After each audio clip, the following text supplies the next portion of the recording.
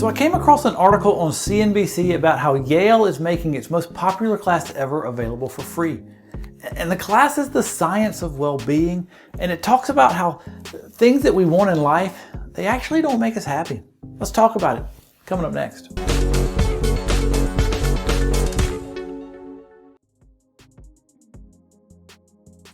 Hey, this is Mel Stubbs. I'm a financial planner here at Christy Capital Management. We're trying to bring you good advice so you can help retire better.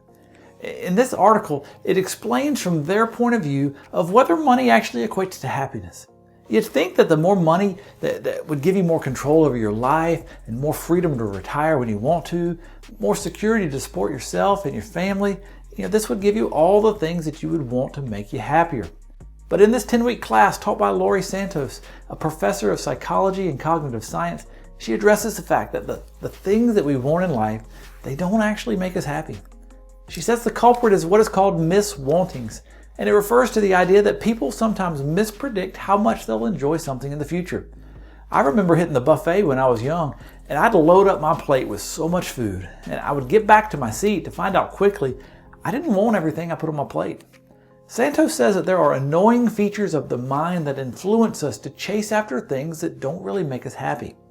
Many of the materialistic goals we strive for have little to no lasting impact over our overall life satisfaction, and this is where it leads to money. There was a 2010 Princeton study where they looked at 450,000 Americans, and they showed that happiness does rise with income, but it peaks at about $75,000 a year of income. Then there was a newer study in 2012 by the Scandia International's Wealth Sentiment Monitor, and they found that global happiness income to be much higher at $160,000. And then in a more recent study, Harvard, 2018, suggested that great wealth does predict greater happiness for millionaires. But it might not be what you think. It showed you had to have about $8 million or more to attain a modestly greater well-being. So anyone less than $8 million net worth was about the same in happiness. So this kind of says to some degree, there's a little bit of happiness tied to money, but Santos says money doesn't increase happiness in the way that you think. Our minds are lying to us about how much of an impact extra cash will have on our happiness. They found that spending money on experiences rather than things is what makes us happy. So they found if you live in the United States and you earn $10,000 a year, then yes, more money would make you happier. But for the rest of us, however, it shows that more money really won't make that much of a difference. So how does this relate to retirement? I talk to a lot of people getting ready to retire, and they have a certain number in mind. If my TSP gets to $800,000, I can retire. If my TSP gets to $1 million, I can retire. Thinking that extra money will just provide a little bit of extra security to make it okay to retire. But retirement planning is more than just what is your balance in your investment account. It's about your monthly income and your monthly expenses.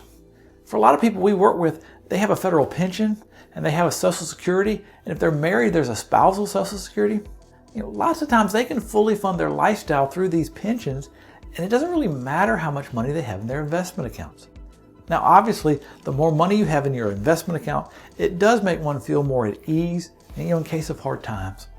But it all boils down to, can you afford the lifestyle that you want to live and be happy? Continuing to work for the sole purpose of getting your TSP or 401k higher, just to attain a certain number and then retire to happiness, is potentially misguided. Figure out the lifestyle you want to live. How much per month do you need to live that lifestyle? Do you have income sources that can cover that lifestyle, or do you need to dip into your assets to do so? As long as you have enough assets to afford the lifestyle that you want, then you can retire. That's the greater question that people need help figuring out.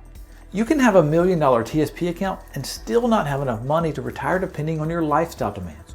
We have clients that have a whole lot less than $1 million, yet retire successfully and happily because of their lifestyle. Hey, every couple of weeks we send out articles, videos, and other resources to keep you informed to be ready to retire. You can go to christycapital.com/email. In fact, if you do it right now, you'll get 3 videos that answer the 3 biggest questions in retirement. How do you get to the point that you have enough to be able to retire? Well, first, spend less than you make over a long period of time. Stay out of debt. Save money for specific long-term goals, but don't just hoard money for the sake of it. I personally believe that happiness comes from contentment, and contentment comes from realizing that you have enough to live the lifestyle that you want to live at. Is having more money better? Well, I guess mathematically yes, but what they found in this class study was that having more did not make you substantially happier. I think this is something that deep down we all know.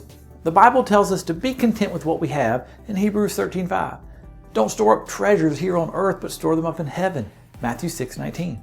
Don't put your hope in wealth, which is so uncertain, 1 Timothy 6:17. If deep down we all think about it, we probably know that more stuff won't make us happy. But I bet if you look at our lives, about how we spend our time and what we're doing, we still chase after more all the time.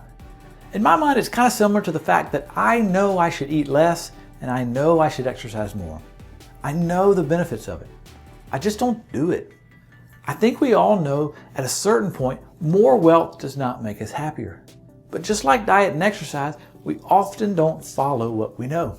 If you need help figuring out if you have enough, please reach out to us here at Christy Capital Management. If you want a second opinion, just to let you know, are you able to retire? Please go to our website, christycapital.com. Give us a call on the number on your screen. We would love to talk with you about your situation to help determine if you have enough. I'll see you on the next video. We need to do the proper disclaimers. The purpose of this video is not to give specific tax advice or investment advice. We're going over general principles and ideas that can be used, and if used correctly, can save and avoid taxes. You're going to want to work with someone personally who knows your situation personally. So seek out advice from an independent financial advisor. This is for educational purposes only. I hope you enjoyed the video.